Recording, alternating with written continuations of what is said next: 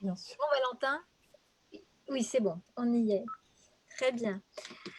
Alors, je vous remercie beaucoup d'être avec nous aujourd'hui. Donc, Séverine Erel et Serge Tisseron. Alors, ce qu'on pourrait dire, c'est qu'avant le confinement, on était dans une période où les écrans étaient très diabolisés. On a vu des reportages, des tribunes, écrans, des dangers incontestables, attention aux écrans. On a eu des livres aussi qui, franchement, en tant que parents, nous ont fait très, très peur, notamment La fabrique du crétin digital. Avec ça, on se demandait s'il fallait encore vraiment laisser nos enfants juste toucher un écran. Et puis, est arrivé le confinement.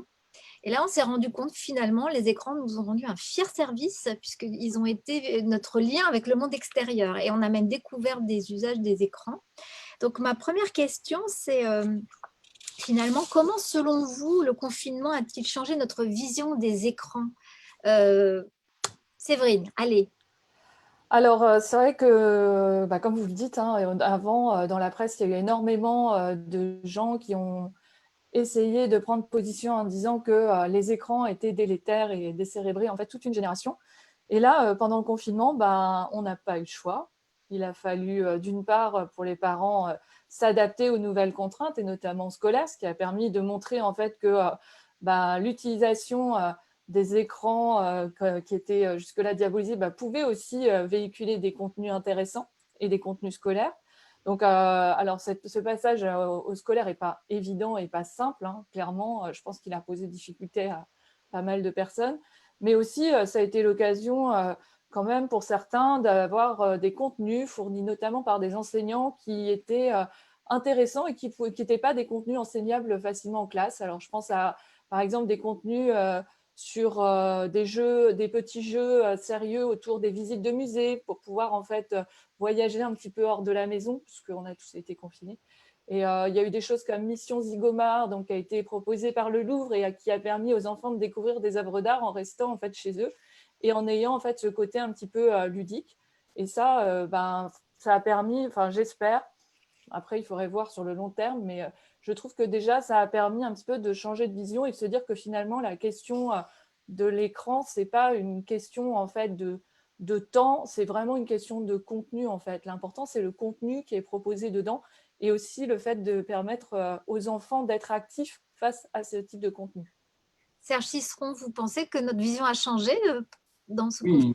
Oui, oui, bien évidemment. Alors, beaucoup de gens ont découvert à l'occasion de ce confinement que, il fallait apprendre à limiter nos consommations d'écran, mais ça, comme vous dites, on nous l'avait beaucoup rabâché, mais qu'il fallait apprendre aussi à se servir des écrans.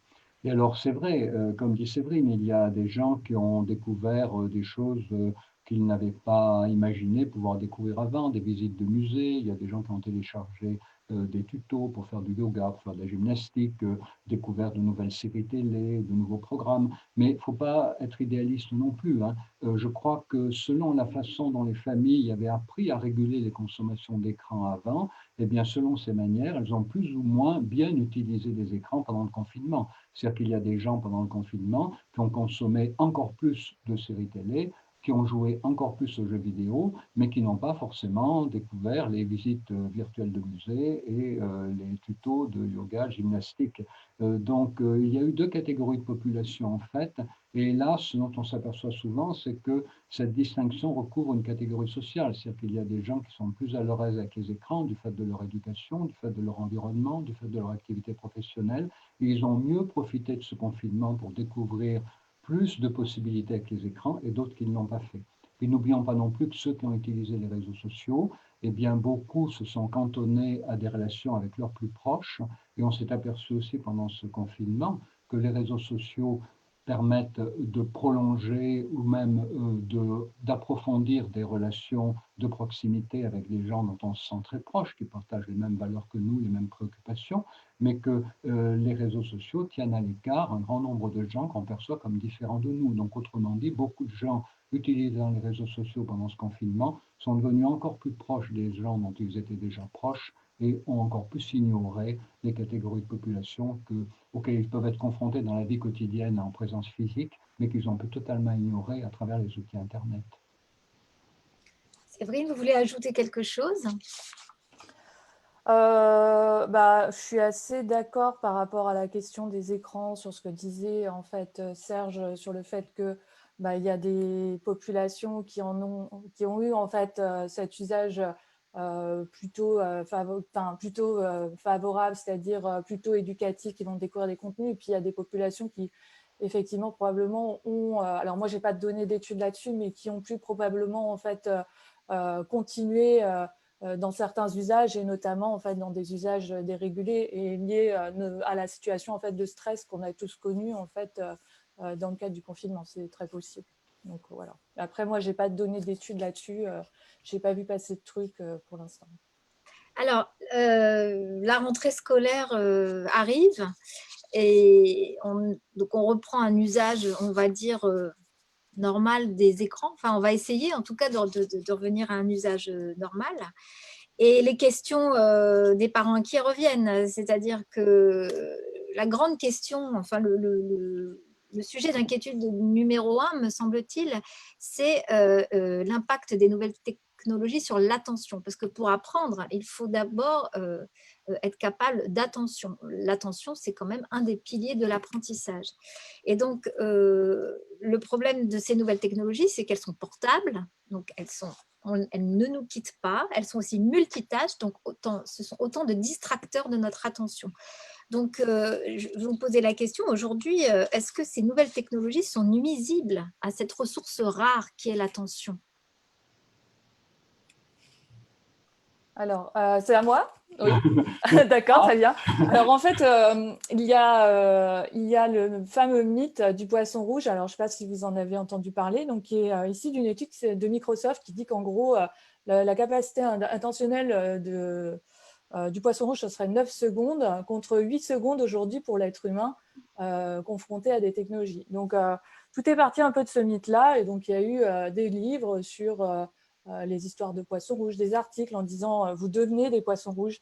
Et en réalité, en fait, ce mythe-là ne veut rien dire. C'est-à-dire que 8 secondes d'empan en fait, attentionnel, ça ne veut strictement en fait rien dire. Pourquoi? Parce que l'attention, c'est quelque chose qui n'est pas simple et pas unique. On a l'attention sélective, on a donc qui permet en fait d'inhiber des facteurs pour pouvoir se concentrer sur d'autres. Il y a l'attention divisée, donc qui permet en fait de traiter plusieurs sources d'informations. Et puis il y a l'attention soutenue, qui est cette attention qui va nous permettre en fait de rester avec un niveau d'efficience élevé sur une tâche, de rester concentré. Donc on voit qu'à partir de là, il y a plusieurs formes d'attention. Donc on ne peut pas dire les écrans vont nuire à l'attention, parce qu'en fait, ça voudrait dire qu'elles nuisent à l'ensemble en fait, des formes d'attention, ce qui est à mon sens pas juste. Donc pour revenir à cette étude de 2015 qui a fait peur un peu à tout le monde, parce que là on s'est dit oui, regardez la capacité des humains sur Internet, c'est 8 secondes. En fait, elle n'a jamais été validée, elle n'a jamais été expertisée d'un point de vue scientifique. C'est pas publié dans une revue à comité de lecture. Personne ne sait qui sont les auteurs, et aussi personne ne sait d'où sortent exactement ces données. Donc il faut plutôt raison garder. Sur la question de l'attention, qu'est-ce qu'on peut dire? Alors, les données qu'on a aujourd'hui dans la littérature, moi, celles que j'ai vues, elles parlent plutôt en fait du lien entre consommation des écrans et le TDAH, donc le trouble déficitaire de l'attention et l'hyperactivité. Donc, il y a des études, des grandes enquêtes, notamment aux États-Unis, qui essayent de comprendre s'il existe un lien en fait entre la consommation d'écran et l'apparition en fait de ce type de troubles de l'attention. Et en fait, les résultats sont de faibles à très faibles. Donc, on parle simplement d'association et pas, en fait, on ne peut pas établir de causalité. Et dans les différents travaux, ce qui est montré notamment, les conclusions que font les auteurs, en fait, suite à ces travaux qui sont plus des études au final corrélationnelles, c'est qu'il y aurait probablement un lien bidirectionnel sur ces associations faibles à très faibles. C'est-à-dire qu'il est possible que des gens qui ont en fait des troubles déficitaires de l'attention aillent plus favorablement vers les écrans, parce que c'est une manière, en fait, d'une certaine manière c'est une manière pour eux de se concentrer. Et puis, il est possible aussi que cette consommation des écrans ne soit pas bonne en fait pour cette catégorie de la population, c'est-à-dire leur soit un petit peu nuisible, accentue un petit peu leur trouble déficitaire de l'attention.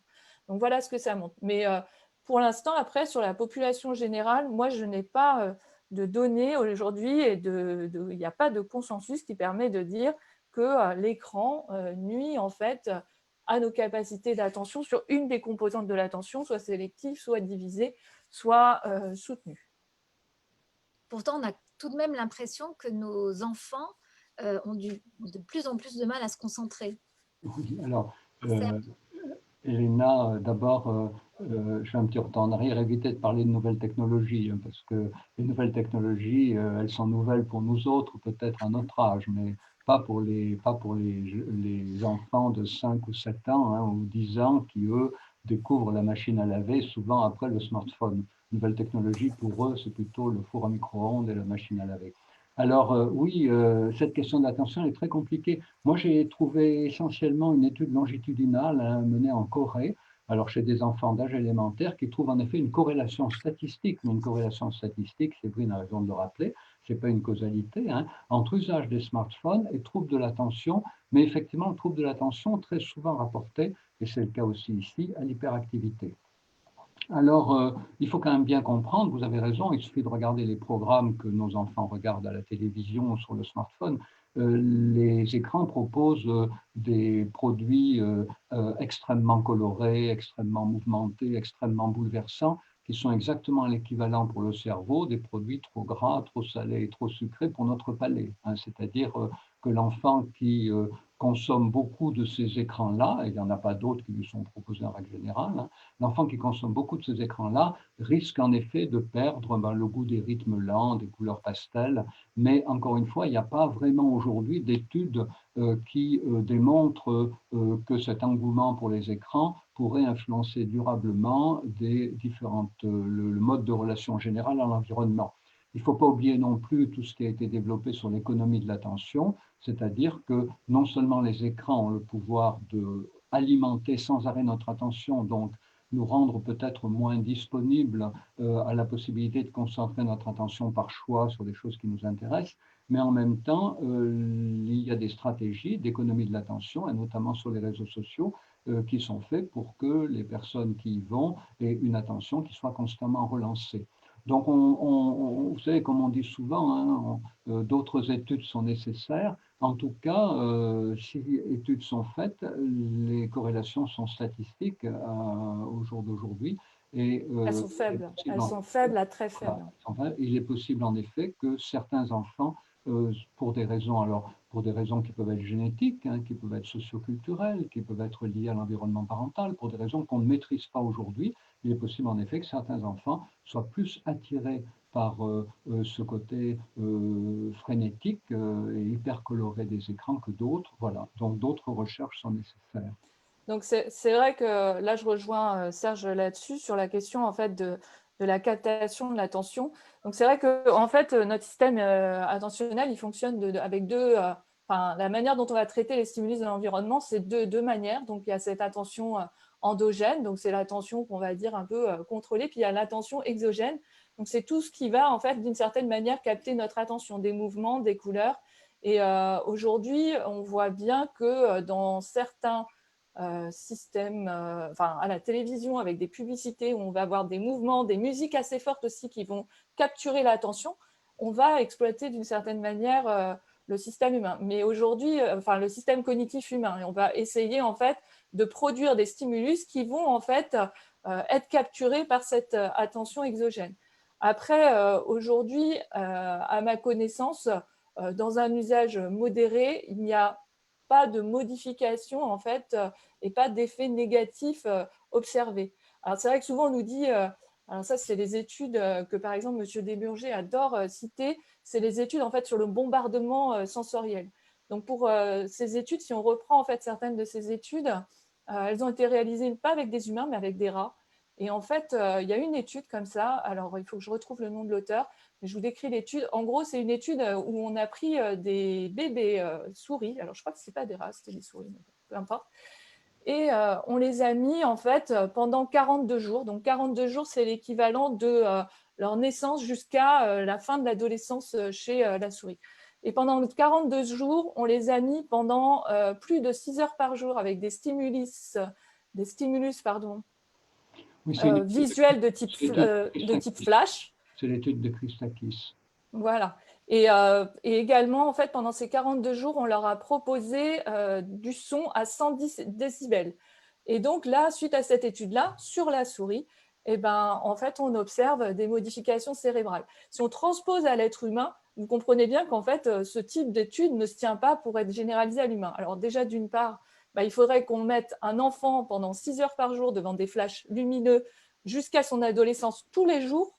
Donc vous comprenez bien que ça ne se tient pas, puisque un enfant aujourd'hui, bah, il n'est pas mis pendant 6 heures par jour devant des flashs lumineux.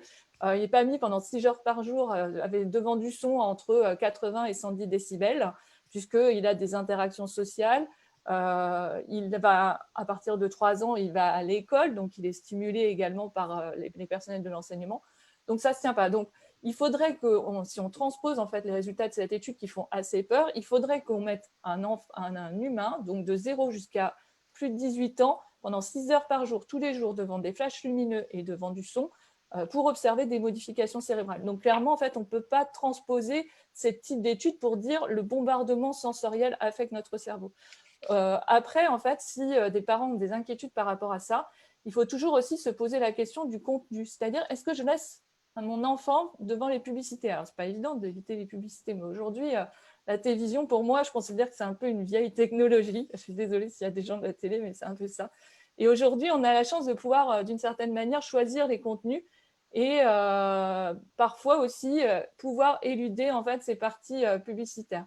Là, pendant le confinement, j'avais lu un article sur le Ouest France ou le Télégramme, une maman qui disait « Mon fils, bah, je ne comprends pas, je le laisse devant la télé, il regarde des pubs toute la journée, il me dit qu'il a faim, qu'il a soif, qu'il a envie de boire du coca, etc. » Bah, j'ai envie de dire, ok, c'est pas facile, le confinement a été difficile pour tout le monde, il a fallu faire des concessions, y compris avec soi-même. Moi, j'ai été un peu en conflit avec moi-même par moment, me dire mais je dois travailler, mais en même temps, j'ai déjà laissé un peu le dessin animé, là, long, c'est long, voilà. Mais après, la question aussi, moi, enfin, ma manière de gérer un peu le truc, c'est de me dire, ok, mais alors, pas de contenu bombardement, pas de publicité, plutôt essayer de favoriser la qualité des contenus. Donc, je pense qu'il y a cette question-là aussi à se poser quand on est parent, c'est-à-dire bah, qu'est-ce qu'on propose à son enfant?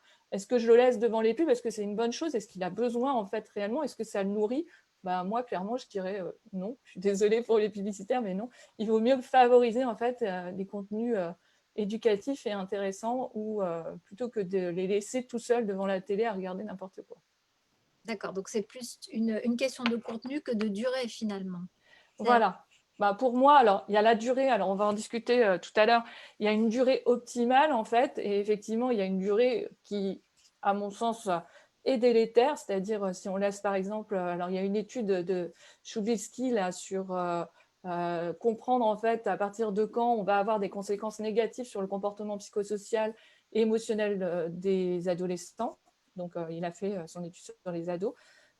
Et donc lui, il montre que bah, au-delà en fait de 4h40 de télévision, alors je vais reprendre mes notes, mais je crois que c'était ça, au-delà de ouais, c'est ça, 4h40 de télévision et 5h et 8 minutes en fait de systèmes de type smartphone, console, etc. Si on fait ça par jour, si on arrive à cette extrémité chaque jour, bah, on va commencer à observer des conséquences négatives d'un point de vue émotionnel et social, c'est-à-dire bah, des conséquences négatives sur le bien-être.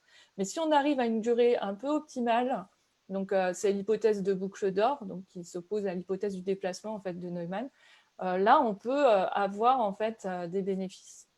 Donc 1 à 2 heures par jour, ça me paraît, c'est ce qu'ils annoncent en fait dans leur article.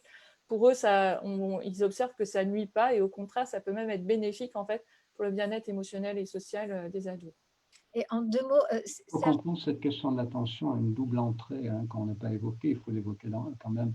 C'est que d'un côté, les écrans captivent notre attention, donc on peut dire qu'elles sont nuisibles à l'attention qu'on pourrait porter à d'autres choses, on va en parler tout à l'heure, et puis de notre côté, est-ce que leur usage fait que notre capacité d'attention, quand nous aurons éteint l'écran, sera différente de ce qui se passerait si nous n'avions pas allumé l'écran? Il y a les deux aspects qu'il faut toujours prendre en compte. Et encore une fois, que les écrans captivent notre attention et nous détournent de beaucoup d'autres choses, ça ne fait aucun doute. que quand nous ayons éteint l'écran, notre capacité d'attention va se modifier par ce qui s'est passé avec l'écran. Encore une fois, les études de statistiques, encore celle de Bion hein, de 2013 est la plus exemplaire, ce sont des études qui montrent des corrélations et pas des causalités. Donc d'autres travaux sont nécessaires.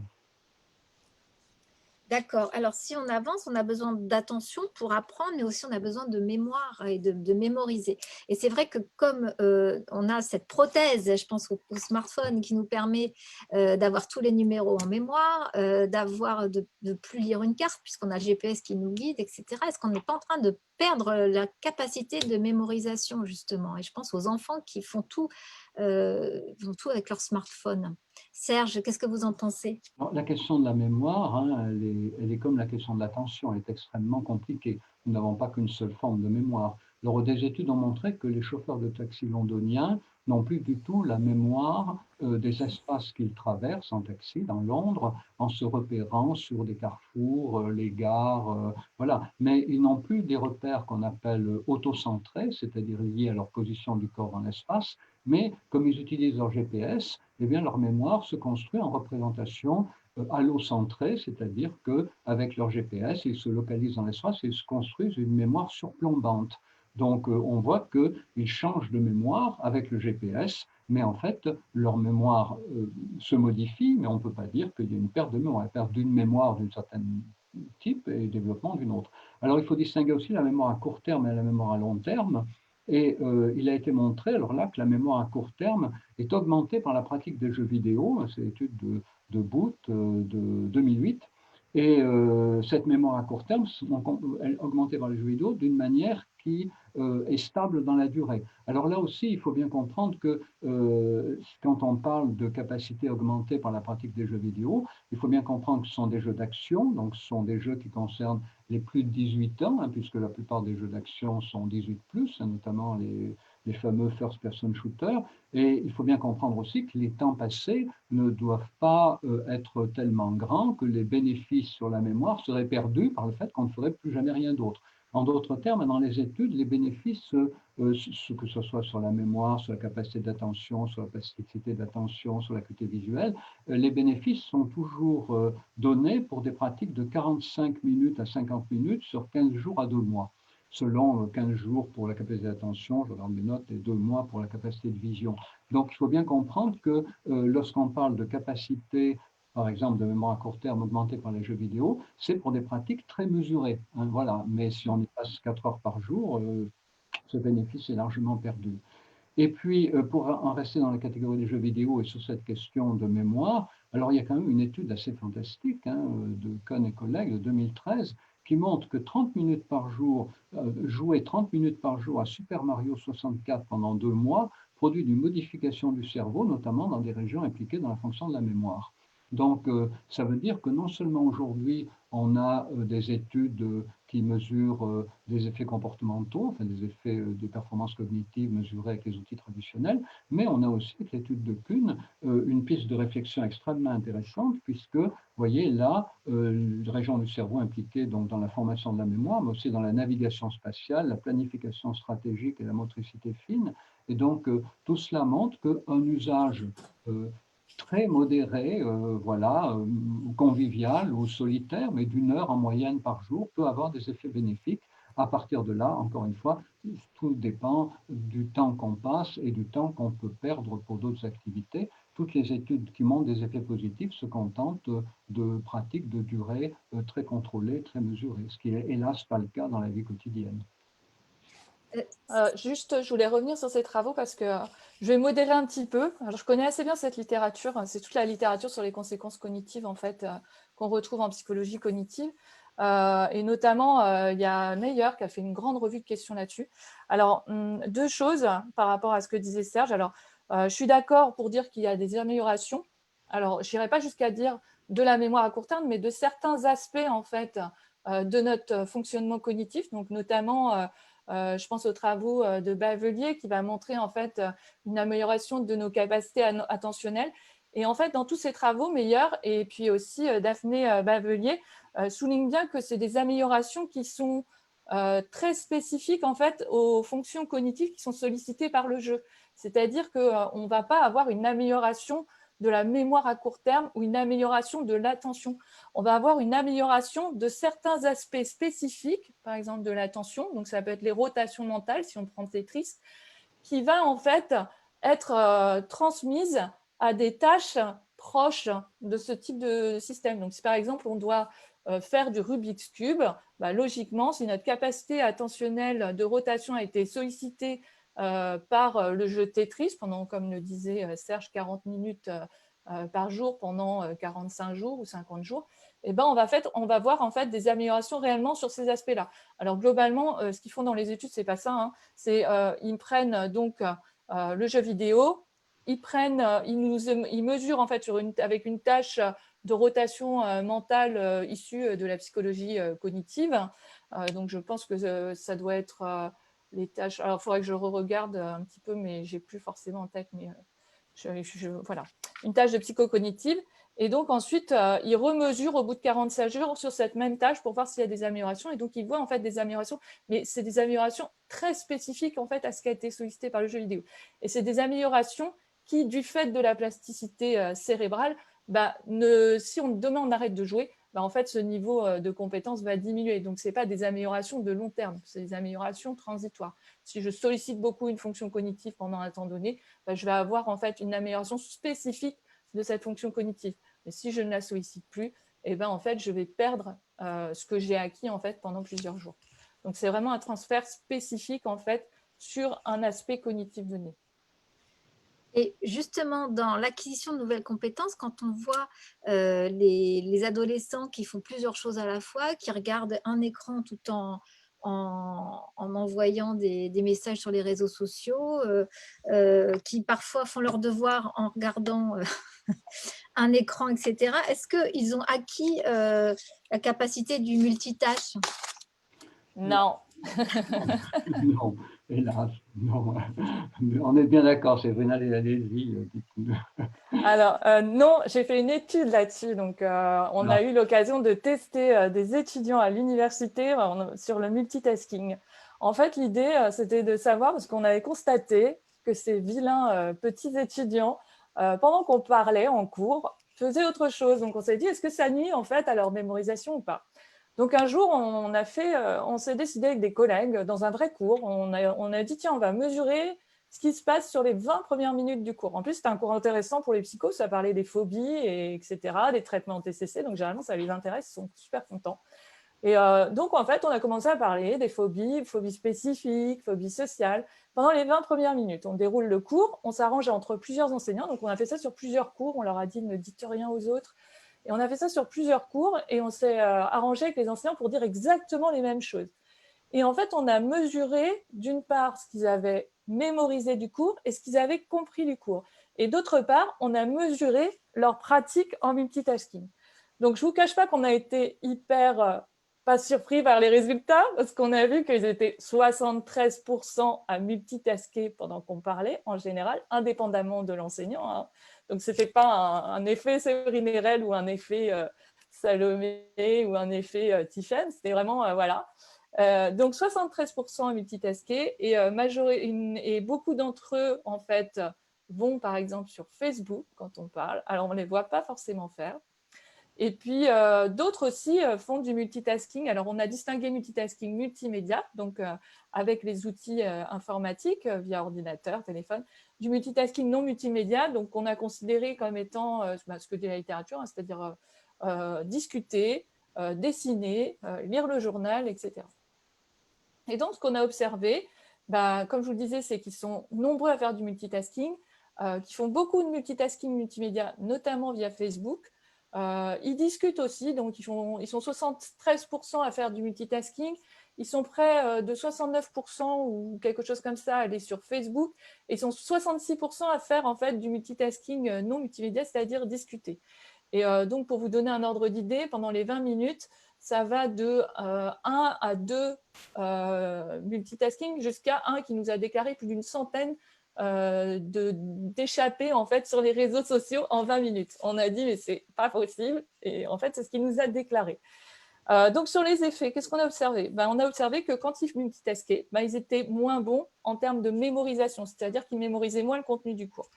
On n'a pas observé d'effet sur la compréhension. Je pense que ce n'est pas lié au fait qu'il n'y a pas d'effet, mais plus lié à la qualité de nos items. Mais voilà, on peut en discuter. Mais en tout cas, ils mémorisent nettement moins bien le cours. Et ce qui est intéressant, c'est que quand ils font du multitasking multimédia, et ben en fait, ça aggrave encore les problèmes de mémorisation. C'est-à-dire que quand ils vont en fait sur les réseaux sociaux, et ben ils mémorisent, enfin plus ils vont aller sur les réseaux sociaux et moins en fait ils mémorisent correctement ce qu'on va leur dire. Donc il y a un vrai effet aussi du multitasking multimédia, un vrai effet délétère. Donc clairement, après ça, on m'a dit, alors souvent les retours que j'ai sur cet article qu'on a fait donc avec Jamais, donc c'est un article de Jamais en 2020 qu'on a publié dans Computer and Human Behavior.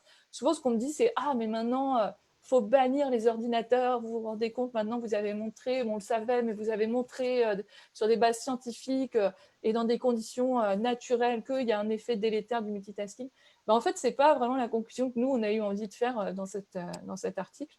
On s'est plutôt dit que, que plutôt que d'interdire les ordinateurs en amphi, eh ben, en fait, il fallait mieux plutôt éduquer nos étudiants. Et donc, dans la formation, on leur présente en fait cette étude pour les inciter à ne pas multitasker et à couper leur téléphone en fait pendant les 2 heures de cours où on est avec eux. D'accord, donc c'est une leçon, Serge, ça veut dire que les digital natives, ça n'existe pas. C'est-à-dire que... Alors, de toute façon, oui, ça n'existe pas. Ce n'est pas parce que vous êtes né en même temps que l'automobile que vous n'avez pas besoin de passer votre permis de conduire. Donc ça, c'était une formidable supercherie, les digital natives. On s'aperçoit aujourd'hui qu'il y a tellement d'inégalités sociales dans l'utilisation des outils numériques parmi des catégories de jeunes qui appartiennent pourtant à la même tranche d'âge, que forcément, il y a beaucoup d'autres choses qui interviennent que le fait d'être né avec ces technologies et d'avoir grandi en essayant de les utiliser. L'accompagnement joue un rôle majeur. Alors, sur le multitasking, sur le fait de faire plusieurs choses à la fois, ça a toujours existé. Il y a toujours des gens qui ont conduit leur voiture en écoutant la radio, ou qui ont fait du repassage en écoutant de la musique. Mais le cerveau ne peut se concentrer bien que sur une seule tâche à la fois, ce qui veut dire que l'autre tâche est en arrière-fond. Et toute la difficulté, c'est évidemment de savoir si certaines personnes seraient plus capables de changer justement leur tâche d'arrière-fond, de permuter avec beaucoup de rapidité leurs tâches d'arrière-fond et leurs tâches essentielles.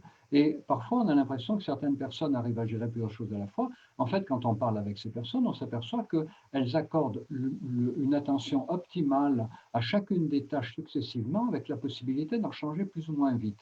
Et on parlait tout à l'heure de Daphné Bavelier. En 2011, il y a une étude quand même qui semble avoir montré que le fait de jouer à certains jeux vidéo, toujours ces jeux vidéo d'action 18+, pour adultes, FPS, etc., permettrait d'encourager cette plasticité d'attention qui fait qu'on pourrait passer très vite d'une attention concentrée à une tâche à une attention concentrée à une autre. Donc, si vous voulez, toute la question aujourd'hui, bien sûr, au-delà du fait que faire plusieurs choses à la fois, ça ne marche pas bien, voilà, la question c'est de savoir si certaines personnes n'auraient pas cette capacité de manière plus grande que d'autres, c'est-à-dire que même si ça ne marche pas globalement, statistiquement, il y en a qui les gèrent mieux que d'autres, et si cette capacité de gérer plusieurs choses en même temps ne serait pas finalement un avantage évolutif. C'est-à-dire peut-être que des personnes capables de gérer plusieurs choses en même temps mieux que d'autres pourraient finalement avoir un avantage évolutif dans des activités professionnelles. N'oublions pas, beaucoup de patrons demandent aux employés à gérer plusieurs choses à la fois. On a tous l'expérience d'aller à un guichet, de commencer à argumenter sa cause, et puis la personne qui est censée nous répondre, tout d'un coup, décroche le téléphone et essaye de gérer à la fois le téléphone et notre demande. Et quand on lui dit « mais vous ne pouvez pas faire ça à la fois, en même temps », elle dit « oui, mais je suis obligé de répondre au téléphone et de vous répondre en même temps ». Donc, si vous voulez, on peut dénoncer le fait de vouloir faire plusieurs choses en même temps comme une supercherie. Il n'empêche que l'emploi, les employeurs, l'exigence d'être toujours plus performant oblige de plus en plus de gens à le faire. Et à mon avis, la question, c'est de savoir qu'est-ce qui pourrait permettre de le gérer au mieux et en quoi ceux qui auraient cette capacité, alors là aussi pour des raisons analysées, peut-être probablement pour une part génétique, pour une part socio-éducative, interaction avec les parents, etc., savoir finalement comment faire en sorte, comment mieux comprendre comment certaines personnes arrivent à mieux le gérer et faire en sorte qu'un nombre de plus en plus grand y parvienne mieux, parce qu'encore une fois, c'est une exigence économique. Et ce qu'on voit, c'est que finalement, ça met aussi en jeu notre capacité de self-control. Parce que comme vous dites, si on est en train d'écouter un cours, comment résister à la tentation d'aller regarder sur les réseaux sociaux s'il n'y a pas une notification qui est arrivée ou je ne sais quoi. Et il est vrai qu'on a fort à faire parce que les producteurs de contenu font tout pour nous attirer. Et les jeux, et donc on pourrait citer certains jeux vidéo qui ont été conçus absolument pour nous attirer. Et donc, notre cerveau a fort à faire. Et je me dis que par rapport aux jeunes, avec un cerveau en développement, ils doivent faire preuve d'un self-control qui n'est pas du tout mature lorsqu'on est enfant. Donc, Oui, comment lutter? Comment lutter? c'est là que les parents ont un rôle éducatif majeur à jouer. On sait bien que la première marche dans l'apprentissage de la capacité d'autorégulation, c'est la capacité d'attendre. C'est pour ça que l'une des choses essentielles que les parents doivent faire, c'est non seulement à limiter le temps d'écran, mais c'est fixer des temps d'écran dans la journée de telle manière que l'enfant soit obligé d'attendre son temps d'écran. Ton temps d'écran, c'est à 6 heures de l'après-midi, mais regarde, c'est 4 heures, tu as encore 2 heures à attendre, occupe-toi autre chose. Si les parents n'invitent pas l'enfant à apprendre à attendre, si les parents ne font pas en sorte d'utiliser leur autorité pour obliger l'enfant d'apprendre à attendre, eh bien l'enfant après aura toutes les peines du monde à construire les autres dimensions de la capacité d'autorégulation.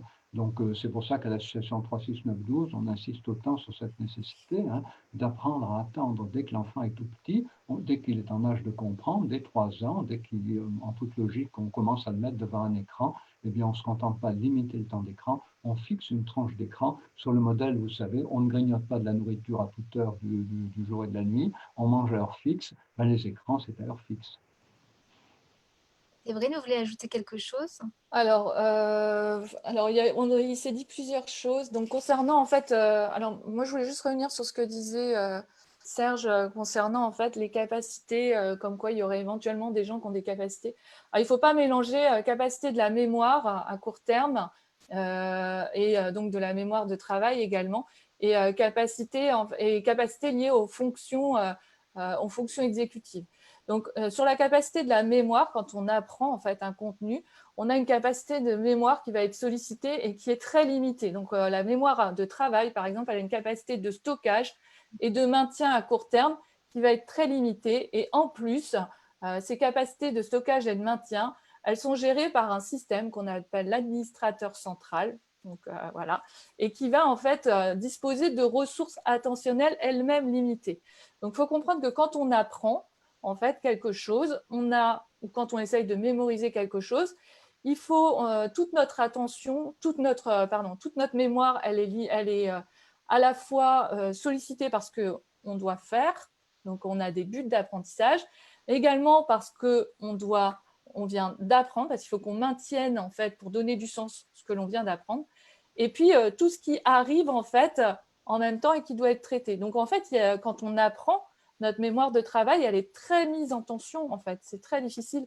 Et ça, c'est pas quelque chose… Alors, c'est vrai qu'il y a des capacités de mémoire entre les individus, il y a des différences interindividuelles qui sont différentes, mais il n'y a pas des super individus avec des super mémoires. Il y a des individus avec des super stratégies pour mémoriser plus, mais il n'y a pas, en fait, des individus qui apparaissent comme ça avec des super mémoires, et voilà. Ensuite, sur la question des fonctions exécutives, parce qu'on parle en fait au final d'inhibition, de capacité à inhiber en fait des comportements, et puis aussi on parle de notre capacité à changer d'activité.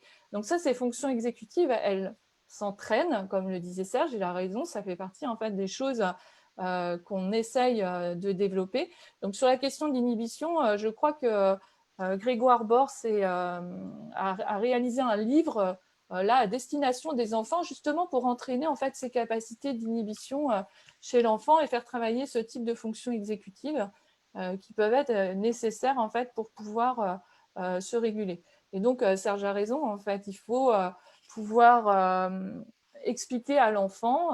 Donc, ça me fait penser à cette fameuse étude sur le test du marshmallow, vous savez, où en gros, donc il y a un marshmallow sur la table et puis on dit à l'enfant, bah, si tu ne le manges pas pendant que je m'en pète, on aura d'autres.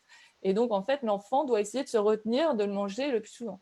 Donc ça fait partie en fait des capacités aussi à entraîner chez l'enfant. Donc cette étude montre bien qu'il y a des différences entre les enfants, mais qu'ils ont quand même cette capacité d'inhibition.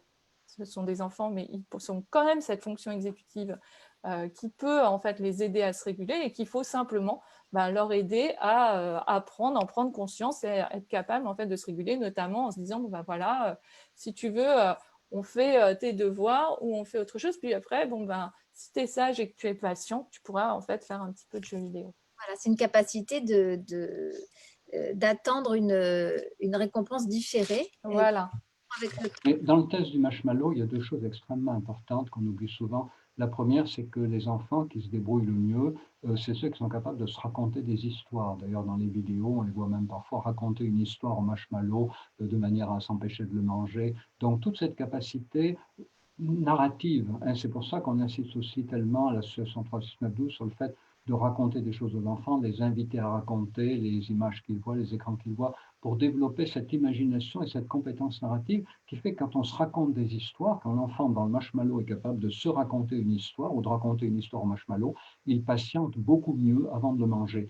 Et puis la deuxième chose aussi, ce qu'on oublie souvent dans cette expérience, c'est que lorsque dans la salle d'attente, un adulte a proposé des crayons à un enfant pour qu'il dessine, il lui a dit je vais les chercher. Si l'adulte ensuite ramène les crayons, eh bien, bon, l'enfant a des performances qui correspondent aux résultats statistiques, mais lorsque l'adulte qui a proposé des crayons à l'enfant pour qu'il dessine dit qu'il va les chercher mais ne les ramène pas, c'est-à-dire que l'adulte a dit quelque chose qu'il n'a pas fait, eh bien, l'enfant mange le marshmallow beaucoup plus vite. C'est-à-dire que le fait de fixer des règles claires, de les respecter, d'établir un climat de confiance avec l'enfant, sont des choses également extrêmement importantes dans la construction de ses capacités d'autorégulation.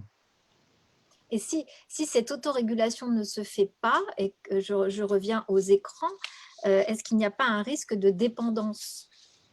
Je sais que c'est une question très débattue. Mais, oui, alors vous savez qu'il n'y a pas, la communauté internationale ne reconnaît pas d'addiction aux écrans.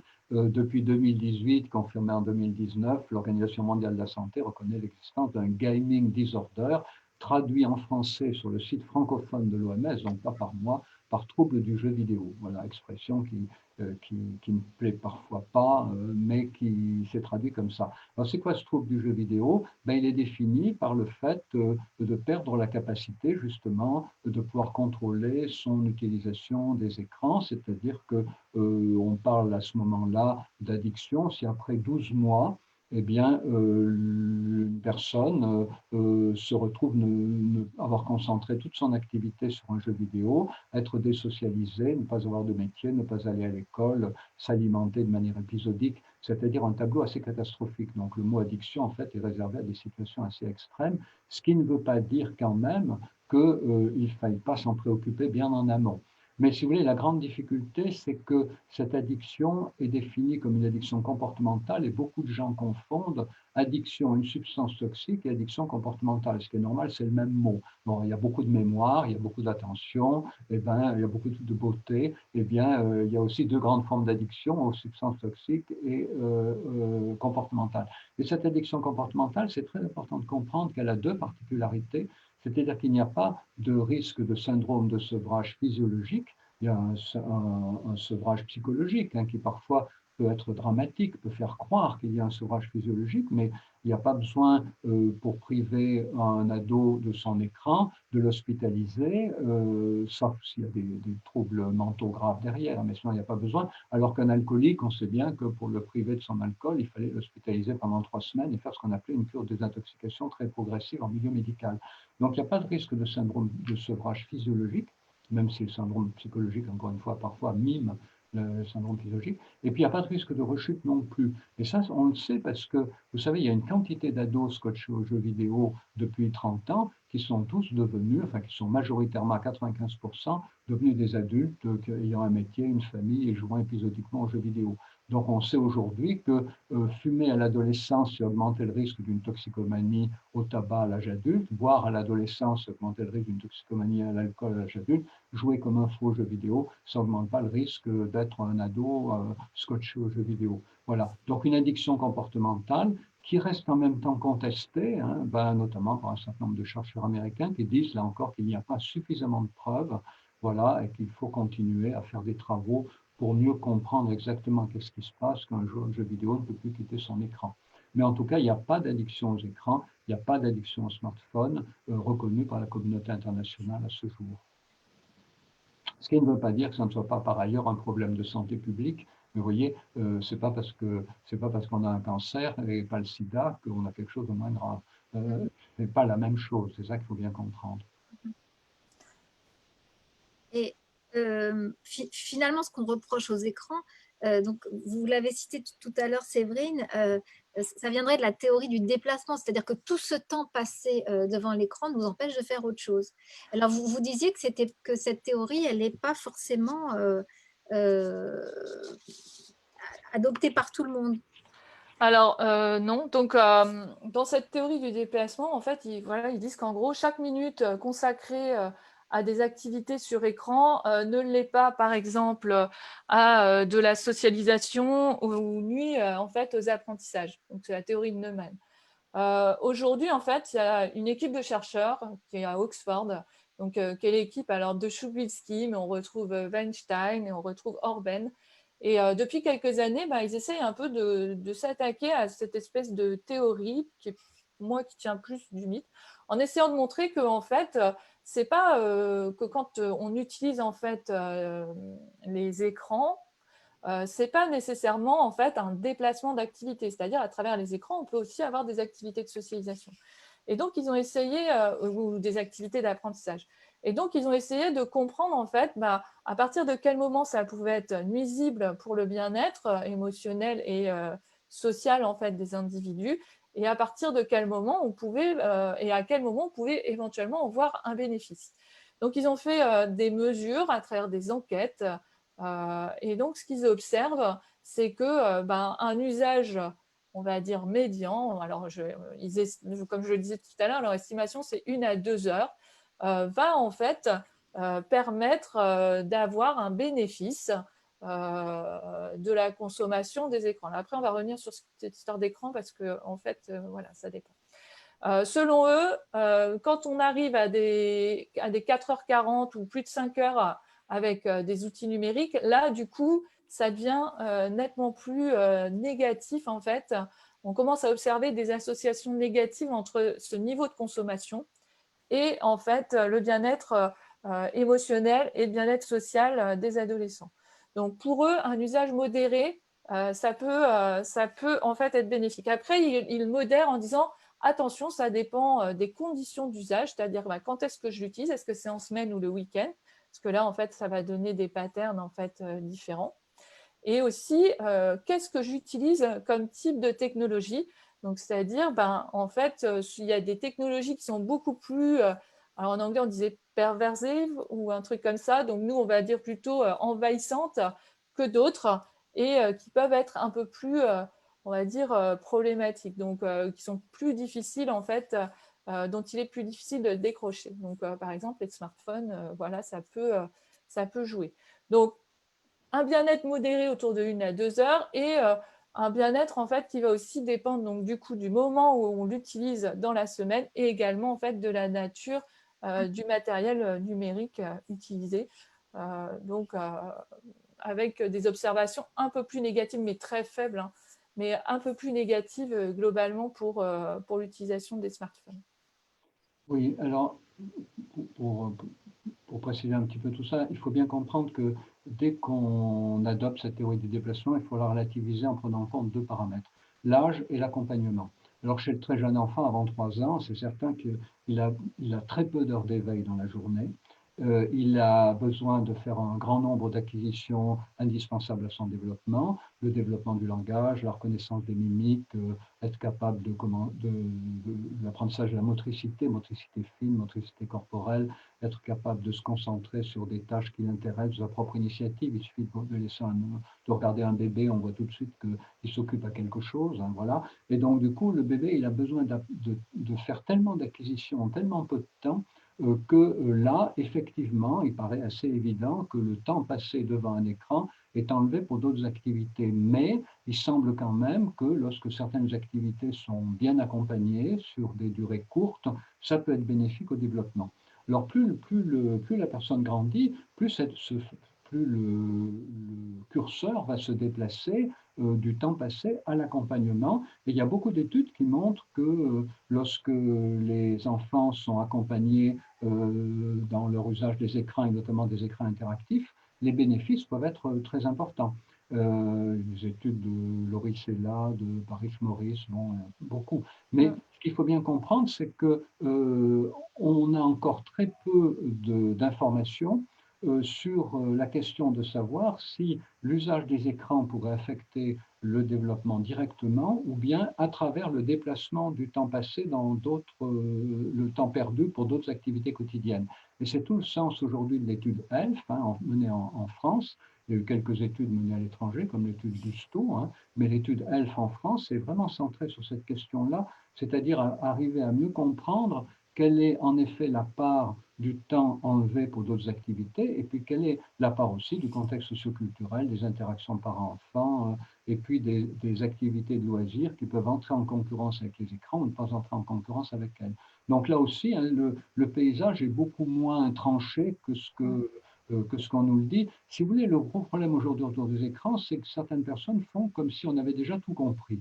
Alors, d'abord, on n'a pas tout compris, et ensuite, comme les écrans sont un paysage évolutif en permanence, il est bien évident, même la réalité virtuelle va encore bouleverser les cartes, il est bien évident que des études nouvelles sont nécessaires pour comprendre comment fonctionnent les jeunes enfants. Aujourd'hui, on a très peu de recul, notamment sur l'utilisation des smartphones, parce que les études originales commençaient il y a 10 ans, les enfants n'utilisaient pas de smartphone. Donc voilà. Donc aujourd'hui, il ne faut pas trop se précipiter en effet sur cette théorie du déplacement. Elle est valable pour les tout petits, ça c'est certain, mais plus l'enfant grandit et plus on a d'incertitudes sur sa validité.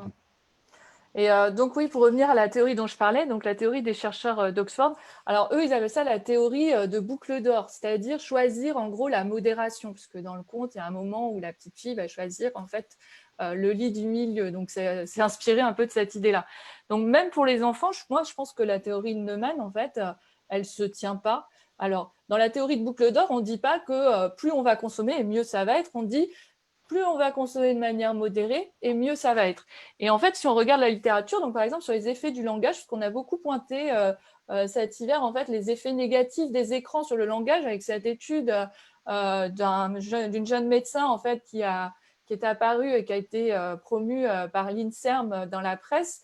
Bah, en fait, on voit en fait, enfin elle dans cette étude, elle disait qu'en gros, les enfants, plus ils étaient mis devant les écrans tôt le matin, et plus c'était délétère pour eux, et moins ils partageaient avec les parents, et plus c'était délétère. Donc, sur les 21 indicateurs qu'elle avait testés, il n'y avait que ces deux indicateurs-là en fait, qui sortaient. Le temps écran, par exemple, ne sortait pas.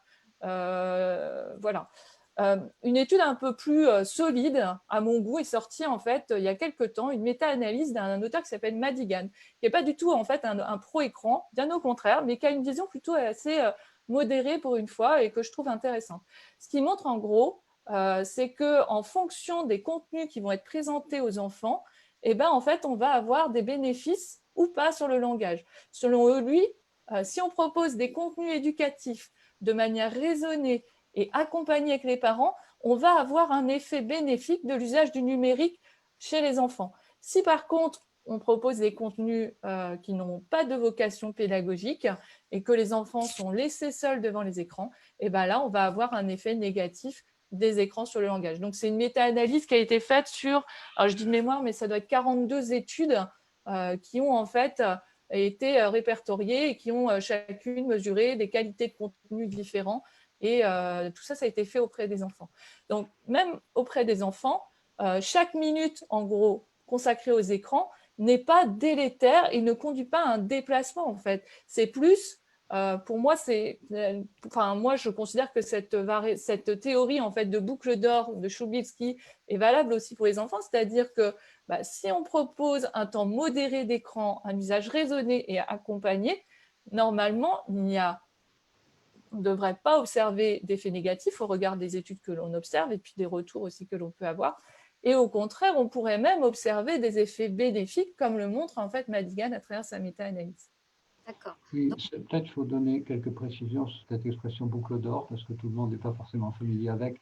Donc c'est un conte, alors peut-être il y a des gens qui le connaissent encore, mais d'autres pas. Alors un conte dans lequel une petite fille qui a des boucles d'or, donc de jolis cheveux blonds, entre dans une maison, dans une forêt, et là, dans cette maison, elle voit une table avec des assiettes et des sièges. Et il y a un très grand siège, un siège moyen, un petit, une grande assiette, une assiette moyenne, une petite. Et donc, elle va trouver l'assiette qui lui convient et la chaise qui lui convient. Et donc, cette métaphore est utilisée pour dire, voilà, notamment pour les adolescents, ils font un usage boucle d'or de leur smartphone, c'est-à-dire ni trop, ni pas assez. Voilà, Voilà. boucle d'or, c'est ni trop, ni pas assez, c'est Mm. juste comme il faut. Et il y a notamment un rapport de l'UNICEF paru en 2017 qui recense un grand nombre d'études internationales qui évoque cet usage boucle d'or pour les réseaux sociaux, puisqu'on a souvent beaucoup d'inquiétudes autour de l'utilisation des réseaux sociaux par les jeunes. Et ce rapport de l'UNICEF conclut que finalement l'utilisation serait boucle d'or, c'est-à-dire que les jeunes utiliseraient beaucoup les réseaux sociaux pour renforcer des amitiés, pour garder le contact malgré l'éloignement géographique, et donc finalement plutôt un bon usage, un usage adapté, encore une fois, ni trop ni Mm. pas assez. Mais c'est un usage, c'est un rapport statistique, hein. Il faut bien comprendre que les statistiques, ça ne nous éclaire pas sur les cas particuliers. Alors les statisticiens vont faire aux statistiques, les psychiatres vont faire aux cas particuliers. Ben oui, alors il y en a beaucoup, hélas, beaucoup trop, même si ce n'est pas la majorité, qui font un usage problématique de leur smartphone. Mais encore une fois, les parents ont un rôle important à jouer, hein, puisque n'oublions pas que c'est les parents quand même qui achètent le smartphone de leur enfant. Et aujourd'hui, il y a beaucoup de moyens de réguler l'utilisation de le smartphone par son enfant. Oui, et je voulais revenir aussi sur le cas des usages problématiques dont parlait Serge. Donc, moi, je suis tout à fait d'accord sur la question du trouble du jeu vidéo, que c'est un trouble qui a été reconnu, donc l'Internet Gaming Disorder. Il faut rappeler que c'est un trouble qui a une prévalence de 0,3 à 1% en fait, des joueurs donc, dans la population mondiale. Donc, ce n'est pas non plus énorme. Et aussi, ce qu'il faut comprendre, en fait, c'est que souvent, dans ce type de troubles, il se joue en fait autre chose. Donc, on va parler en fait de stratégie de coping dérégulée, donc stratégie de gestion de stress dérégulée. Donc, c'est-à-dire que il est possible que on ait en fait un déplacement vers cette activité pour essayer de résoudre en fait d'autres problèmes.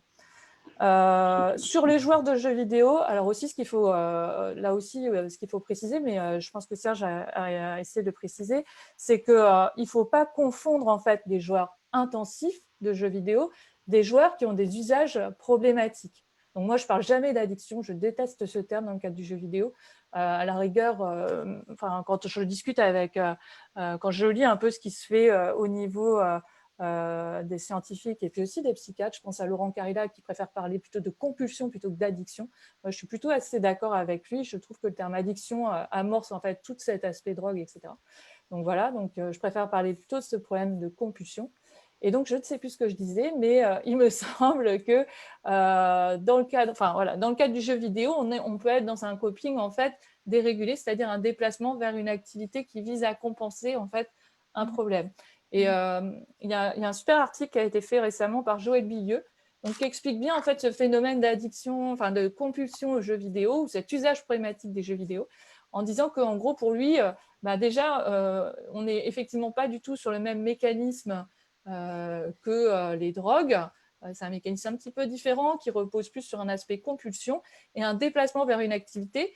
Et donc certains vont avoir des déplacements vers certaines activités qui vont être bons, des activités qui ne seront pas problématiques. Donc, certains vont se lancer à fond, par exemple, dans le yoga ou des choses comme ça. Et puis, en fait, il y en a d'autres qui vont se déplacer vers des activités et en étant réellement, en entrant en fait, dans ce type d'usage problématique. C'est-à-dire que l'activité devient prédominante et que, du coup, elle cause des problèmes dans la vie familiale, dans le milieu professionnel et puis aussi des conflits intrapsychiques parce que l'individu, en fait, va culpabiliser. Donc, sur cette question des usages problématiques, on est quand même sur des cas recensés qui ne sont pas forcément très fréquents. Enfin, moi, je trouve que 0,1 à 3%, c'est pas... De 0,3 à 1%, ce n'est pas non plus énorme. Et sur la question en fait, des usages problématiques, c'est pour moi sensiblement les mêmes prévalences. Donc, on est plutôt de l'ordre de 1% chez nous. Et généralement déterminé par des facteurs qui ne sont pas forcément liés directement au système, à la technologie, mais qui sont des facteurs bio, psycho et sociales. Donc biologiques, c'est-à-dire certaines prédominances génétiques qui vont faire qu'on va être par exemple plus sensible à l'anxiété. Psycho, on va avoir certains traits de personnalité. Chez les joueurs, par exemple, on observe une prévalence de l'impulsivité. Et puis, social, ben, on retrouve en fait dans certaines catégories sociaux, dans certaines catégories sociales de la population, ben, une prévalence plus importante en fait de ces usages problématiques que dans d'autres. Donc voilà, donc c'est quand on commence à cocher toutes ces cases-là, eh ben, on va dire qu'on est plus à risque, mais que c'est pas, il n'y a pas de déterminisme, mais on est plus à risque de développer en fait des usages problématiques. Oui, alors la création de la catégorie de gaming disorder pose autant de problèmes que ce que ça prétend à résoudre, hein. Et d'ailleurs, même l'OMS n'a pas répondu encore à une question majeure, qui est de savoir si cette catégorie du gaming disorder pourrait être utilisée à la fois pour les adultes et pour les enfants. On évoquait tout à l'heure le fait que les enfants n'ont pas encore acquis la capacité d'autorégulation, et le gaming disorder est défini comme la perte des capacités d'autorégulation. Donc, on ne peut pas mettre dans le même sac des adultes qui ont acquis la capacité d'autorégulation et qui l'ont perdue, et puis des enfants qui ne l'ont jamais acquise. Et donc, l'OMS n'a pas encore répondu à cette question de savoir si le gaming disorder s'appliquerait à toutes les tranches d'âge, y compris à des enfants de 2-3 ans, ou bien seulement à partir de 14, ou de 16, ou de 18, ou de 25, puisque ce sont quand même des paliers, semble-t-il, assez importants dans l'évolution neurologique, et notamment des capacités d'autorégulation. Alors, il y a d'autres problèmes qui sont en cours. Alors, bon, tu cites Bilieux, mais Mark Griffiths a été le premier à insister, déjà, il y a une dizaine d'années, sur le fait qu'il ne faut pas confondre le jeu excessif et le jeu pathologique ou problématique. C'est-à-dire, on peut être un joueur excessif passionné, Intensif, ouais. et le jeu excessif, dit Mark Griffiths, peut enrichir la vie, notamment s'il est socialisant et créatif, alors qu'au contraire, le jeu problématique appauvrit la vie.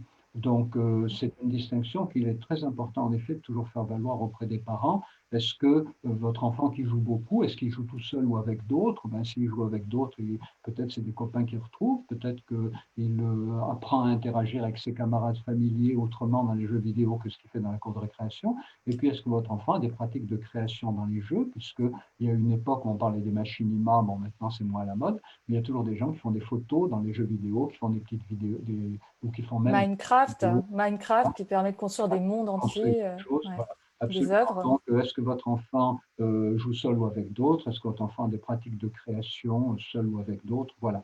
Et donc là, on s'aperçoit que le temps de jeu, en effet, c'est bien évident, n'est absolument pas le seul critère pour déterminer ce qu'il en est du jeu problématique et du jeu qu'on peut considérer comme normal. Oui. Donc aujourd'hui, il y a quand même des études sur les usages problématiques. Il y a une question de santé publique qui se pose et qui est, à mon sens, légitime. On peut se poser la question. Et c'est vrai que cette reconnaissance, moi, personnellement, alors je ne vais pas tout rejeter parce que je pense que de toute manière, de mon point de vue, qui suis vraiment psychocognitive, plutôt spécialisée sur les aspects apprentissage et expérience utilisateur, je pense que ce n'est pas mon rôle et que c'est plus le rôle en fait de gens comme par exemple Joël Bilieux de décider ou pas parce qu'ils sont beaucoup plus experts sur cette question. Moi, personnellement, je suis un peu partagée quand même parce que je me dis, d'une part, oui, ça stigmatise peut-être une catégorie de la population de joueurs et ils sont nombreux. Ça oublie peut-être les joueurs intensifs qui peuvent passer pour, au final, des gens qui sont addicts alors que normalement, ça ne devrait pas puisque eux, ils n'ont pas de problème dans leur vie quotidienne, au contraire. Et puis, d'un autre côté, je me dis, il y a quand même des choses à investiguer dans le jeu vidéo, il est nécessaire de clarifier des petites choses. Et notamment, aujourd'hui, on voit pas mal de projets de recherche et quelques études qui commencent à arriver sur la problématique du gambling, du lien entre gambling et lootbox. Alors, gambling, c'est les jeux d'argent, etc. Et lootbox, ce sont en fait les espèces de pochettes surprises qu'on peut acheter dans le jeu vidéo. Et en fait, plusieurs chercheurs, et notamment Bilieux, s'inquiètent en fait de la présence de ce type de dispositif dans ce qu'on appelle les free-to-play. Donc les free-to-play, c'est des jeux vidéo gratuits où il faut faire des micro-transactions à l'intérieur pour pouvoir en fait, en gros, continuer à jouer ou pour pouvoir avancer en fait dans le niveau. Et en fait, aujourd'hui, on se pose la question, et je trouve qu'elle est tout à fait légitime et intéressante, on se pose la question de savoir si ces jeux à micro-transactions, incorporant notamment des lootbox, mais aussi d'autres mécanismes, peuvent favoriser des usages problématiques ou pas. Aujourd'hui, d'un point de vue scientifique, on ne sait pas. Il commence à y avoir des études qui pointent spécifiquement les lootbox, mais il y a d'autres mécanismes qui ont besoin en fait d'être un peu éclaircies.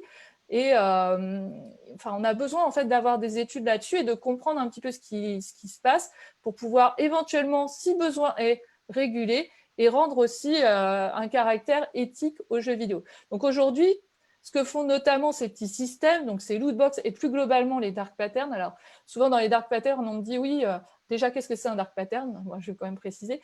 Un dark pattern en fait c'est un système qui a une vocation à d'une certaine manière utiliser les biais cognitifs des individus, à nous piéger, donc un petit système informatique. Alors ça va être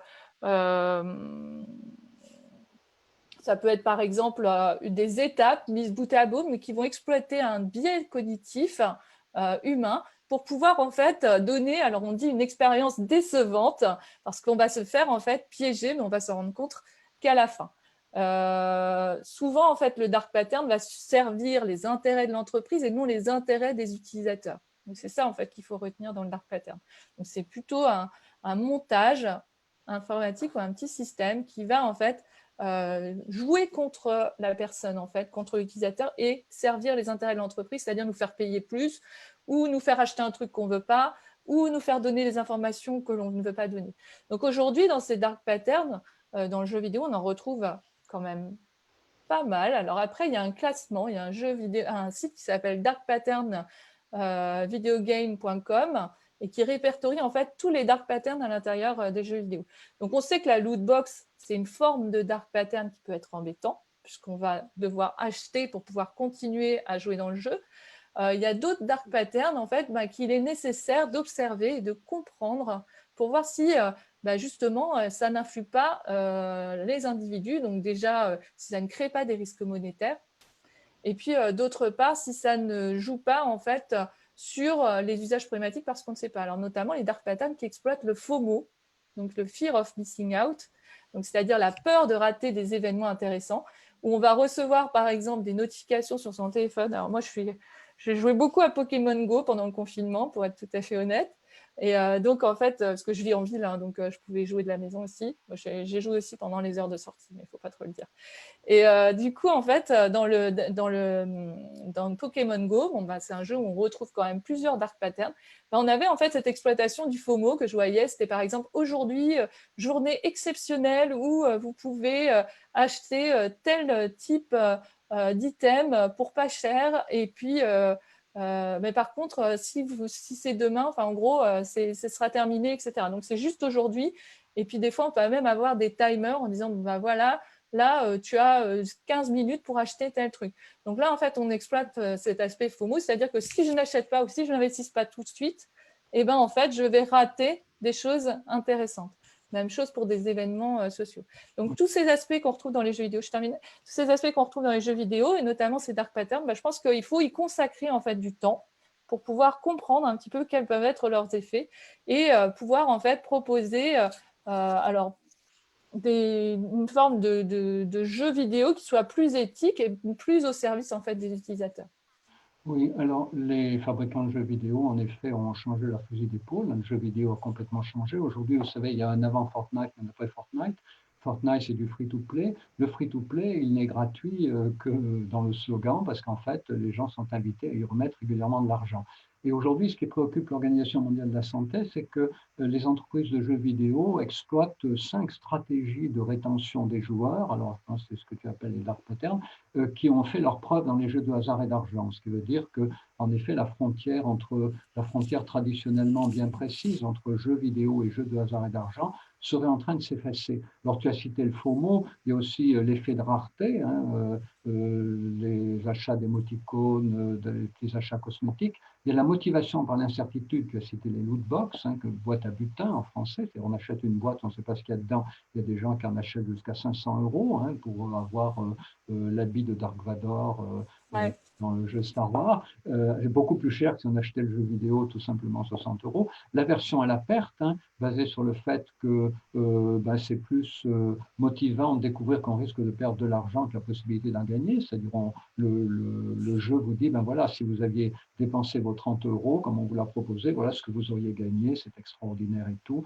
Et du coup, ben, la fois d'après, vous craquez, vous les dépensez, puisqu'on appelle le biais des coûts irrécupérables, hein, sur le fait que plus un joueur dépense de petites sommes, même minuscules, et ben, plus il est tenté d'en mettre encore. Et donc, c'est ces 5 stratégies de rétention aujourd'hui qui préoccupent beaucoup légitimement le milieu psy, les pouvoirs publics, parce que du coup, évidemment, il ne s'agit pas pour autant de dire que il s'agit pas pour autant de dire que les motivations du joueur de jeux vidéo s'aligneraient sur les motivations du jeu de hasard et d'argent, parce que dans le jeu de hasard et d'argent, ces stratégies sont seules en jeu. Alors dans le cas du jeu vidéo, le joueur peut avoir beaucoup d'autres préoccupations, hein, s'imposer sur ses camarades, créer des liens sociaux, explorer des territoires, voilà, tout l'aspect très esthétique des jeux vidéo et tout ça.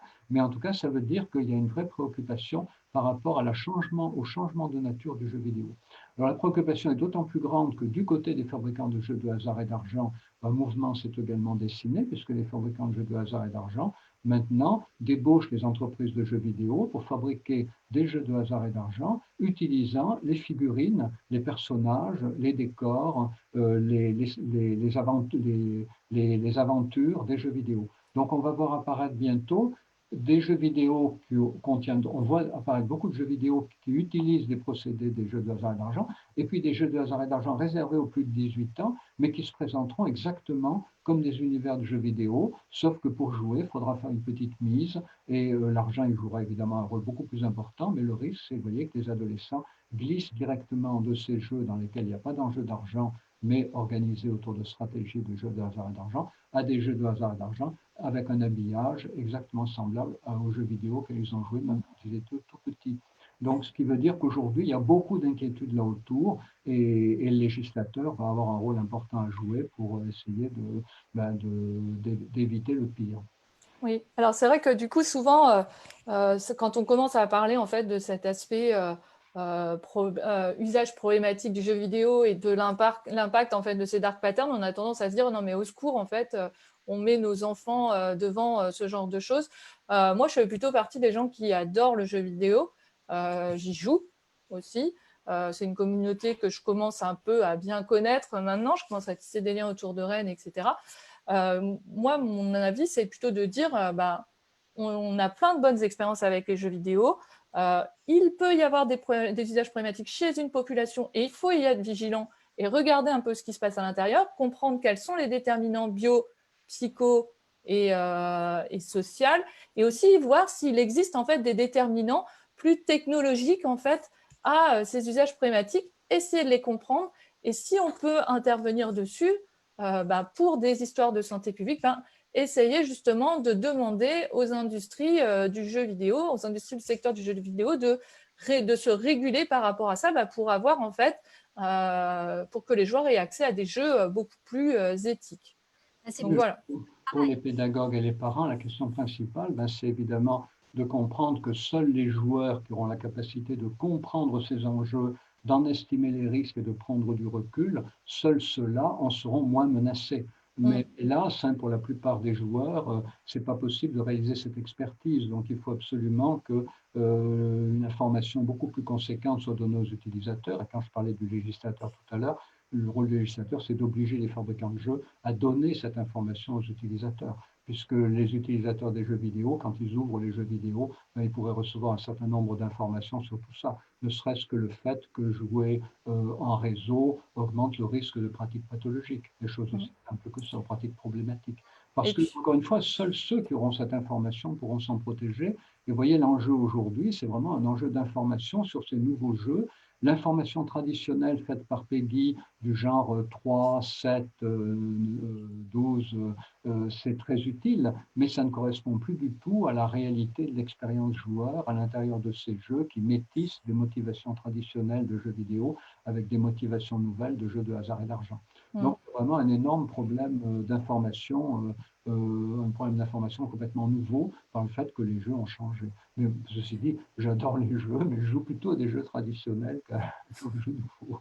C'est votre rôle aussi de continuer à chercher et à travailler sur ces questions, justement, pour ne pas se laisser enfin, pour ouvrir ces boîtes noires et essayer de comprendre comment ça marche et le faire savoir. Alors, je crois que là vous chercheurs et médecins aussi, avez un rôle Oui, absolument les central. chercheurs ont une responsabilité citoyenne dans ce domaine-là qui est de démonter les procédés que les fabricants de jeux montent, mais sans nous donner la clé, les démonter pour en informer le public.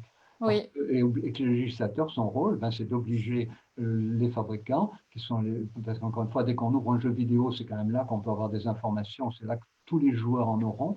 Le législateur oblige les fabricants de jeux à informer beaucoup mieux les utilisateurs.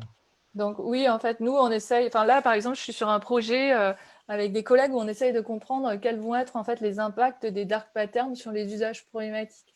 On essaye un peu de décomposer ces effets et de voir aussi quels sont les traits psychologiques qui vont influencer ça. Et l'idée pour nous, bah, c'est de produire des résultats scientifiques qui vont permettre justement de pointer éventuellement certains dark patterns bah, pour qu'il y ait une réflexion autour de ça et puis conduire à des études supplémentaires en fait, là-dessus pour essayer de comprendre quel va être l'impact, s'il est simplement monétaire ou alors s'il crée réellement en fait, des usages problématiques et des difficultés. Pour revenir aux jeux vidéo aussi, alors on parle d'éducation des parents et des enfants, puis aussi il ne faut pas oublier que les jeux vidéo, il ne faut pas, enfin, à mon sens, le meilleur usage qu'on pourrait en avoir un parent, c'est d'y jouer aussi avec ses enfants. C'est difficile parfois d'expliquer aux enfants certains mécanismes. Enfin, je vois si on faisait des formations à l'école, alors je sais qu'il y a des formations sur l'attention ou des choses comme ça avec les médias, mais en fait, je pense que le meilleur vecteur pour expliquer aux enfants, c'est le parent. Et le parent, il doit se mettre en fait avec l'enfant pour essayer de jouer au jeu et essayer lui aussi d'identifier ses mécanismes. Donc il y a un vrai travail de communication d'un point de vue santé publique voilà, ou de la part des chercheurs pour dire, bah voilà, par exemple, là, on a un mécanisme de loot box, donc il faut comprendre que bah, parfois, ça va jouer en fait sur le hasard, etc. Et je pense que c'est à nous, en fait, aussi d'expliquer à notre enfant les mécanismes que l'on va retrouver derrière les sites. Alors, par exemple, moi, je ne suis pas une grosse fan de YouTube pour les enfants, mais des fois, j'y vais parce qu'il y a des chaînes super intéressantes. Et des fois, j'essaye de leur montrer des trucs. Puis pendant le confinement, il y avait des recommandations de aller voir C'est pas sorcier. Alors, je suis allée voir C'est pas sorcier sur YouTube. Et en fait, des fois sur YouTube, il y a des pubs, il y a de l'unboxing, il y a des trucs comme ça. Ben, en fait, je pense que c'est important de derrière, avec son enfant en train de regarder ça. Alors, l'unboxing, c'est des enfants qui déballent des cadeaux. Je ne sais pas si vous avez vu ça. Et on dit, ouh, c'est génial et tout. Oh, regarde, maman, il a déballé le super cadeau Pokémon, etc. Machin. Et en fait, moi, j'essaye d'expliquer à mes enfants ce que c'est que l'unboxing réellement. Donc, c'est des enfants pour moi qui ne devraient pas travailler, mais plutôt jouer à d'autres jeux que de faire des vidéos sur YouTube. Et que, effectivement, c'est pour leur donner d'envie d'acheter des jouets et que bah, ce système-là, voilà. Aussi, en termes de dark pattern, j'essaye de leur expliquer que les boucles, les redémarrages intempestifs de vidéos aussi, bah, il faut essayer de ne pas trop y céder. C'est-à-dire, bah, quand tu as fini ta vidéo, tu coupes parce que sinon, il va te relancer infiniment sur toute une boucle de vidéos. Et ce n'est pas forcément des vidéos très adaptées pour toi. Donc, voilà. Donc, je pense qu'il faut prendre la peine de leur expliquer le meilleur éducateur. Bon, bah, il y a tous les programmes publics, etc. Mais le meilleur éducateur aussi, c'est le parent qui accompagne l'enfant en fait devant l'écran et qui lui explique avec des mots d'enfant en fait ce qui se passe et pourquoi c'est bien et pourquoi il faut s'en méfier. Et pareil dans le jeu vidéo, il faut essayer de jouer avec son enfant et puis essayer de lui expliquer quel mécanisme on va retrouver là et aussi, alors ça souvent les parents l'oublient, mais essayer aussi de lui apprendre les moments où il faut quitter, quoi. C'est-à-dire, bah, tu as fini ton combat, on est quand même à l'heure là, je pense qu'on va quitter là parce que c'est le bon moment. Voilà, expliquer qu'il y a un moment pour quitter et pas forcément venir et mettre le doigt sur la console pour éteindre, par exemple. Voilà. Ça lance la conclusion, c'est-à-dire que finalement, il faut que les parents reviennent dans le jeu et aident les enfants et les accompagnent. Serge Tisserand, vous voulez conclure sur justement le rôle du parent dans notre rapport aux écrans, dans le rapport des enfants aux écrans? Oui, alors, vous savez, le problème de l'accompagnement par les parents n'est pas nouveau, hein, il concerne vraiment tous les domaines. En 1987, j'avais écrit un livre qui s'appelle « Y a-t-il un pilote dans l'image ?» La conclusion, c'était de dire qu'il n'y en avait pas. et que le seul pilote, c'était le spectateur, et que pour que le spectateur sache se débrouiller avec les images, il fallait qu'il soit accompagné. Alors oui, les parents ont un rôle fondamental à jouer, mais je crois que c'est déjà dans leur propre comportement par rapport aux écrans hein, qu'ils ont un effort à faire. Il y a un phénomène dont on n'a pas parlé, qui a reçu un nom récemment aux États-Unis, qu'on appelle la technoférence. Il a été montré que les enfants qui grandissent avec des parents scotchés à leur smartphone présentent un certain nombre de difficultés comportementales, de sentiments d'abandon, voire même plus d'accidents dans les jardins publics, hein, que les enfants dont les parents sont moins préoccupés par leur smartphone. Le fait qu'un enfant grandisse avec un parent scotché à son smartphone est un handicap important dans ses possibilités de développement. De la même manière, le fait que beaucoup de parents, en dehors du confinement, pendant le confinement, regardent des écrans par désœuvrement, parce qu'ils ne savent pas quoi faire, parce qu'ils s'ennuient, c'est aussi un facteur très problématique pour les enfants qui sont autour d'eux. Vous savez, beaucoup d'enfants ne sont pas mis devant un écran. Beaucoup d'enfants sont un dommage collatéral de la consommation d'écran des parents. Des parents laissent l'écran allumé toute la journée, l'enfant petit est là, il le regarde. Bon, ben, c'est un dommage collatéral. C'est pas des parents, il ne faut pas croire que les enfants trop devant les écrans, c'est les parents qui disent, ben, tiens, on va te mettre l'écran. Ça serait trop simple, ça serait trop simple. Voilà, le problème est plus compliqué. Donc, je crois que dans le domaine de l'éducation, ben, la première chose que les parents ont à faire, c'est à se demander pour eux-mêmes à quel moment ils choisissent d'allumer un écran pour le plaisir qu'ils vont y trouver, en sachant toujours combien de temps ils vont y rester. Il ne faudrait jamais allumer un écran sans se donner une durée pendant laquelle on sera devant, et puis que les parents, une fois qu'ils ont appliqué cette discipline à eux-mêmes, ben, en même temps qu'ils l'appliquent à eux-mêmes, encouragent leurs enfants à faire pareil. Et puis fixer évidemment des règles collectives, hein, et pour les smartphones, puisque c'est aujourd'hui les smartphones sont beaucoup incriminés dans les troubles du sommeil et les chutes des apprentissages chez les enfants. Dans le cas des smartphones, jamais d'utilisation de smartphone, ni d'ailleurs de tablette, ni de télé pendant les repas pris en commun, et puis pas de smartphone dans les chambres, couvre-feu numérique à partir d'un certain horaire. Vous voyez, autrement dit, les parents n'ont pas seulement à essayer d'éduquer leurs enfants, ils ont d'abord à apprendre à gérer eux-mêmes leur environnement d'écran, et puis à comprendre que dans une famille, ce qui marche, c'est les règles que tout le monde respecte. Il n'y a pas quand chacun a un smartphone, il n'y a pas les règles d'usage pour les enfants, les règles d'usage pour les adultes. Il faut établir des règles d'usage pour tous. Voilà. Non, moi je dis toujours avec les écrans, hein, il n'y a pas les enfants et les adultes, nous sommes tous dans le même bain. Voilà, donc il faut apprendre ensemble à les gérer, d'autant plus que les écrans évoluent très vite et que là, on a envisagé la manière dont les parents peuvent protéger leurs enfants, mais il faut aussi envisager la manière dont les enfants peuvent faire découvrir les écrans à leurs parents. Vous savez, il y a des gens pendant le confinement, par exemple, moi je connais des enseignants qui se sont dit quel outil numérique utiliser pour communiquer. Ben, ils avaient un ado près d'eux, ils ont dit tu sais quoi utiliser? Ben, l'ado a dit ben, écoute, oui, tu peux utiliser Discord, tu peux utiliser Zoom. Ah bon, a dit le parent enseignant, mais comment ça marche? Et l'ado l'a expliqué. Donc, il faut bien comprendre que cette pédagogie, eh ben, elle est dans les deux sens, hein, mais plus l'enfant est petit, plus les parents ont des responsabilités en termes de durée passée devant l'écran, évidemment, et d'accompagnement, et puis plus l'enfant grandit, et plus c'est une réciprocité qu'il faut établir de manière à s'enrichir mutuellement. Alors le parent reste évidemment, tant que l'enfant est chez lui, le garant du temps d'écran, mais encore une fois, le temps d'écran est un très mauvais critère pour déterminer ce qu'il en est d'un usage problématique des écrans. Il y a eu une évolution des spécialistes. Il y a un temps où on disait c'est le meilleur critère, après on a dit c'est le moins mauvais, maintenant on dit c'est le moins mauvais, mais il est très mauvais. Donc, en d'autres termes, il faut toujours contextualiser l'usage qu'on fait des écrans. Ouais, c'est vraiment une recherche en cours, puisqu'on voilà, il faut comprendre, voilà, parce que il ne faut pas croire ceux qui disent qu'on sait déjà tout sur les écrans. Hein. Voilà, Oui. on a très peu On a très peu de consensus. On a très peu d'études longitudinales et ces études longitudinales sont d'autant plus importantes qu'elles sont importantes pour la connaissance scientifique, mais aussi pour éclairer les pouvoirs publics, parce qu'on a quand même assisté à des messages assez contradictoires des pouvoirs publics. Et donc, du coup, plus il y aura de connaissances scientifiques, plus on comprendra mieux l'impact de ces technologies sur l'humain, mais plus les pouvoirs publics aussi seront à même de déterminer peut-être des populations fragiles, de faire des messages ciblés, plus cohérents, plus clairs, voilà, moins contradictoires. Donc, il y a vraiment beaucoup de travaux à faire dont nous bénéficierons tous. Bon, bah merci beaucoup. Je crois qu'on a appris plein de choses. On pourrait en parler encore pendant des heures, je vois bien. Oui. Bon, je pense qu'on est d'accord, hein. De toute façon, l'écran ne se substitue pas au temps de famille, ne doit pas se substituer au temps de sommeil, ne doit pas remplacer les relations interpersonnelles.